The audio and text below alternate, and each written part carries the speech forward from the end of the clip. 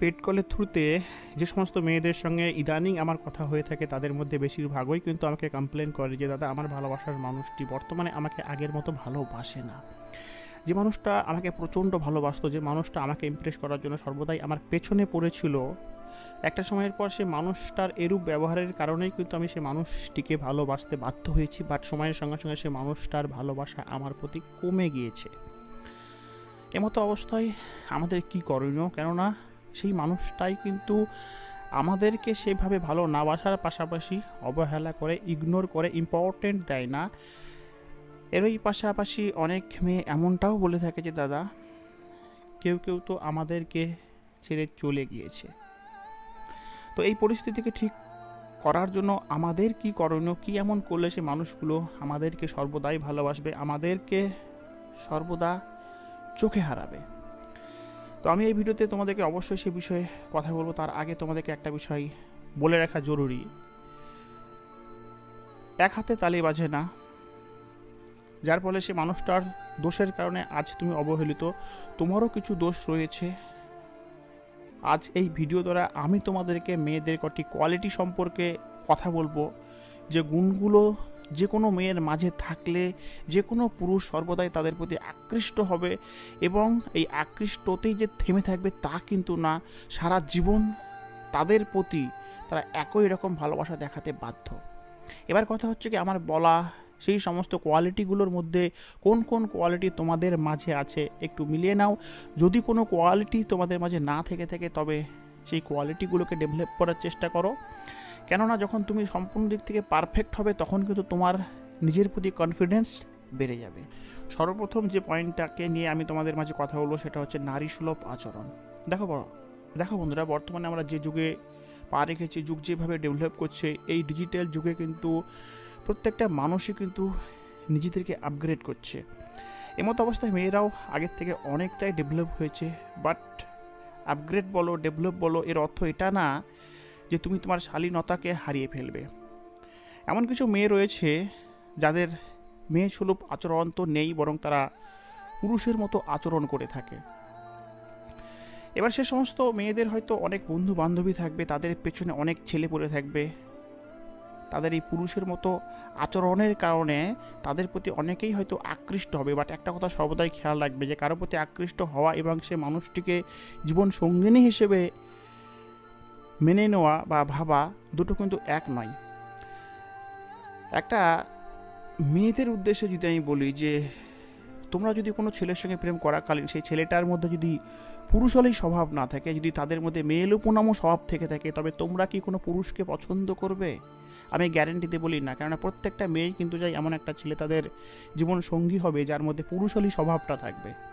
তো মেয়েলোপনামো স্বভাব যেমন তোমাদের পছন্দ না, মেয়েদের উদ্দেশ্যে বলছি, অনুরূপভাবে তোমাদের মধ্যে যদি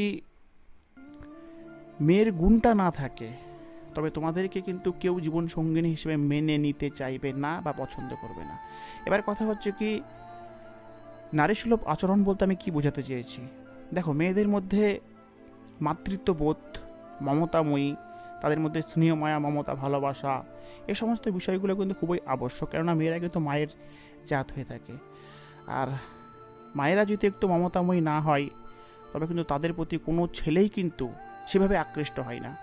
হয়তো তাদের পেছনে অনেক ছেলেরাই পড়ে থাকে, তাদের সঙ্গে প্রেমও করে, বাট এই প্রেম অবধি কিন্তু সীমাবদ্ধ, জীবন সঙ্গিনী হিসাবে কিন্তু কখনোই চাই না। তো তোমার মধ্যে যদি নারীসুলভ আচরণ না থেকে থাকে তবে সেই বিষয়টিকে অবশ্যই ডেভেলপ করার চেষ্টা করো, যার ফলে সে মানুষটা সর্বদাই তোমাকে চোখে হারাবে। আজ সে মানুষটা তোমাকে ভালোবাসে, কালো সে মানুষটা তোমাকে জীবন সঙ্গিনী হিসেবে কল্পনা করবে। 2 নম্বর পয়েন্ট হচ্ছে চারিত্রিক বিশুদ্ধতা। এই চারিত্রিক বিশুদ্ধতা যে শুধু মেয়েদের ক্ষেত্রে প্রযোজ্য তা কিন্তু নয়, এটা ছেলেদের ক্ষেত্রেও প্রযোজ্য। কেননা যদি তোমার মধ্যে চারিত্রিক গুণ না থেকে থাকে তবে হয়তো তুমি অনেকগুলো প্রেম করতে পারবে। বাট মাথায় রাখবে, অনেকগুলো প্রেম করা মানেই যে তোমাকে কেউ জীবন সঙ্গিনী হিসাবে চাইবে এমনটা কিন্তু না।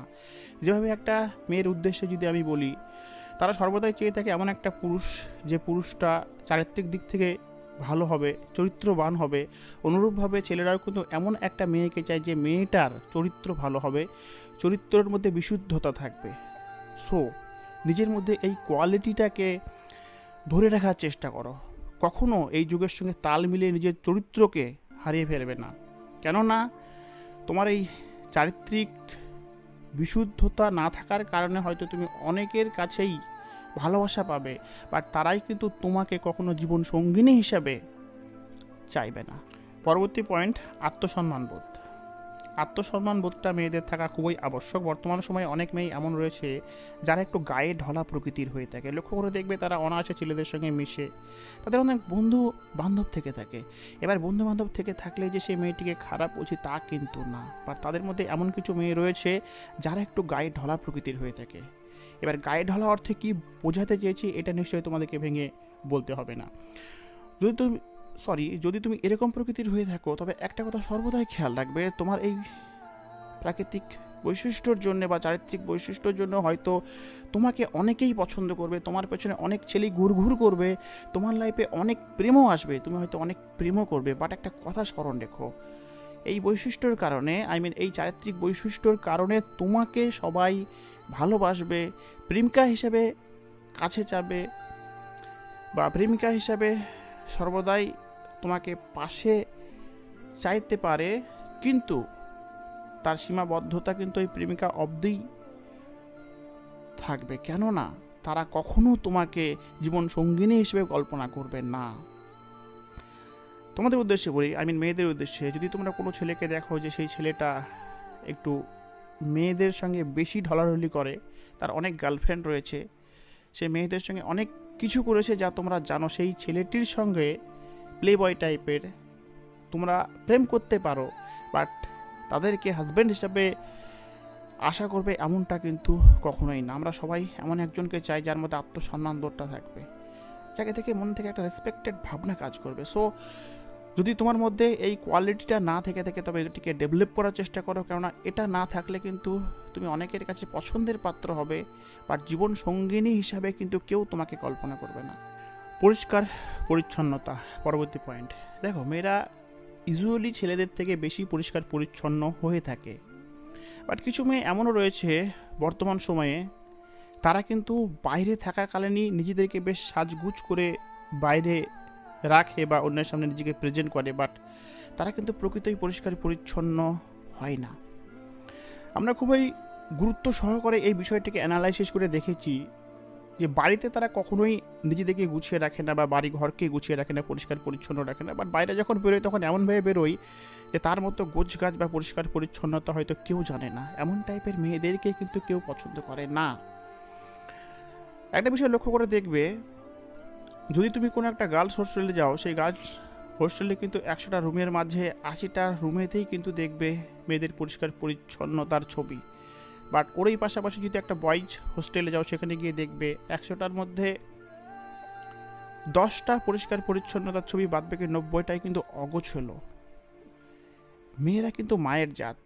আজ যে মেয়েটা পড়াশোনা করছে, আগামীকালই কিন্তু সেই মেয়েটা মা হবে, মাতৃত্বের রূপ তার মধ্যে বিরাজ করবে। সো মাতৃত্বপূর্ণ ভাব যদি না থাকে, পরিষ্কার পরিচ্ছন্নতা যদি না থাকে, তবে সে মেয়েটিকে কিন্তু সেভাবে কেউ পছন্দ করবে না। কারণ আমরা ছেলেরা কিন্তু এমনটা চেয়ে থাকি যে মেয়েটার সান্নিধ্যে থাকলে আমরা আমাদের অগোছল জীবনটাকে গুছিয়ে নিতে পারবো, যে মেয়েটা বর্তমানে আমার প্রেমিকা, সে মেয়েটা ইন ফিউচার আমার ওয়াইফ হবে, এবং তার মধ্যে যদি পরিষ্কার পরিচ্ছন্নতা গোছগাছ স্বভাবটা না থাকে তবে সে ঘরকে কিভাবে সামলাবে। সংসার সামলানোর জন্য এবং জীবনকে গুছিয়ে রাখার জন্য কিন্তু পরিষ্কার পরিচ্ছন্নতা খুবই আবশ্যক। তো তোমার মধ্যে এই পরিষ্কার পরিচ্ছন্ন গুণটা রয়েছে কি না, এই বিষয়টা একটু দেখার চেষ্টা করো। যদি থেকে থাকে তবে তো সোনাই সোহাগা, আর যদি না থেকে থাকে তবে এটিকে ডেভেলপ করার চেষ্টা করো। আজকের ভিডিওর ফাইনাল পয়েন্ট হচ্ছে হাসি খুশি স্বভাবের মেয়ে। দেখো বন্ধুরা, বর্তমানে আমরা এমন একটা যুগে বাস করছি যেখানে প্রত্যেকটা মানুষই কিন্তু কম্পিটিশনে ব্যস্ত, সারাক্ষণ টেনশনে রয়েছে, ডিপ্রেশনে রয়েছে। এবার মতো অবস্থায় তুমি যদি একটু হাসি খুশি স্বভাবের না হয়ে থাকো, তবে তোমার দ্বারা অন্যরা কেন আকৃষ্ট হবে? কথাটা হচ্ছে এমন, তোমার জীবন সঙ্গী হিসেবে তুমি যাকে চাইছো, মেয়েদের উদ্দেশ্যে বলছি, সে ভালোবাসার মানুষটা, সেই ছেলেটা, সেই বয়ফ্রেন্ডটার যদি সারাক্ষণ নেগেটিভিটি তার মাথার মধ্যে ভর করে থাকে, সে যদি তার জীবন সম্পর্কে এমন মন্তব্য করে যে আমার দ্বারা কিছু হবে না, আমি কিছু পারবো না, তোমার সে কথা বলাকালীন সে শুধু নেগেটিভই কথা বলে, দীর্ঘ নিঃশ্বাস ফেলে, এরকম টাইপের ছেলেদেরকে কিন্তু তোমরাও পছন্দ করবে না। অনুরূপভাবে মেয়েদের উদ্দেশ্যে বলছি, যদি তোমার পার্টনারের সামনে তুমি সারাক্ষণ গিয়ে নেগেটিভ কথা বলো যে আমি এটা করতে পারছি না, আমার দ্বারা এটা হবে না, মানে সারাক্ষণ তুমি টেনশনে থাকো, ডিপ্রেশনে থাকো, এরকম টাইপের স্বভাবওয়ালা যদি তুমি হয়ে থাকো, তবে এমন টাইপের স্বভাবের মানুষকে কেউ পছন্দ করবে না। দেখো, আমরা সবাই চাই দিন শেষে এমন একজনের সঙ্গে কথা বলো যার সঙ্গে কথা বলে আমার মনটা ভালো হয়ে যাবে, যে আমাকে উৎসাহিত করবে, আমার দুঃখময় সময় আমার পাশে থাকবে, আমার বেদনাদায়ক সময় এসে আমাকে প্রতি মুহূর্তে তার কথার দ্বারা অনুপ্রাণিত করবে। মেয়েদের উদ্দেশ্যে বলি, তোমরাও যাকে ভালোবাসবে, তোমার ভালোবাসার মানুষটা, তোমার বয়ফ্রেন্ড, সেও যদি তোমাকে সাহস না যোগায়, হাসি খুশি না রাখে, সারাক্ষণ নেগেটিভ কথা বলে, ডিপ্রেশনে থাকে, টেনশনে থাকে, এমন টাইপের ছেলেদেরকে তোমরাও ভালোবাসবে না। অনুরূপভাবে তোমার মধ্যে যদি এমনটা গুণ থেকে থাকে, তবে এই গুণটিকে পরিবর্তন করে নিজেকে ডেভেলপ করো। কেননা হাসি খুশিওয়ালা মানুষকে সবাই পছন্দ করে। তোমার এই হাসি খুশিওয়ালা চেহারা, তোমার এই হাসি খুশিওয়ালা কথার দ্বারা কিন্তু তুমি যে কোনো মানুষকে তোমার প্রতি আকৃষ্ট করতে পারবে, এবং সে শুধু তোমার প্রতি বর্তমানে যে আকৃষ্ট হয়ে রইবে, পরবর্তীতে তোমার প্রতি রাগ ব্যবহার করবে, অবহেলা করবে, কখনোই না। তোমার এই ব্যবহার বা এই গুণের কারণে সর্বদাই সে তোমার প্রতি আকৃষ্ট হবে, এবং ইন ফিউচার সে তোমাকে জীবন সঙ্গিনী হিসাবে কল্পনা করবে। তো বন্ধুরা, এই ছিল আজকের ভিডিও কেমন লাগলো অবশ্যই কমেন্ট সেকশনে তোমরা তোমাদের মন্তব্য তুলে ধরো। আর একটা কথা অবশ্যই বলি, আমি আমার পুরনো দুটো চ্যানেলে ভিডিও আপলোড করা ছেড়ে দিয়েছি, এই নতুন চ্যানেলে কন্টিনিউয়াসলি ভিডিও আপলোড করছি। সো আমার পুরনো চ্যানেলের সমস্ত সদস্যদের উদ্দেশ্যে এই অধমের তরফ থেকে রিকোয়েস্ট, তোমরা আমার এই চ্যানেলটিকে সাবস্ক্রাইব করে আমার পাশে থেকো, ভালো থেকো, সুস্থ থেকো। আগামীতে আসি নতুন টপিক নিয়ে, ততক্ষণের জন্য বাবাই।